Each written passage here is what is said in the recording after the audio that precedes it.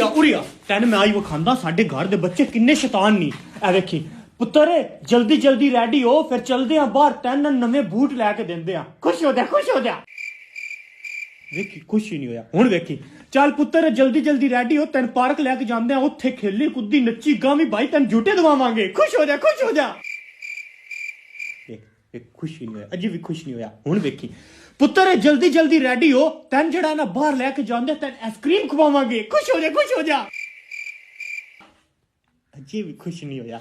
हुण तू चेक करी ओ पुत्तर जल्दी जल्दी रेडी हो साडे पड़ोसियां दी जड़ी कुड़ी नहीं है तेरे जिन्नी ओ आंदी पी तेरे नाल खेडन।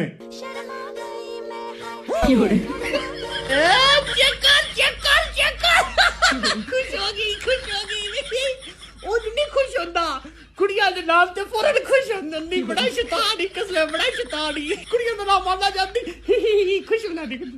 यार तुसी पूरा टब्बर ही शरारती हो।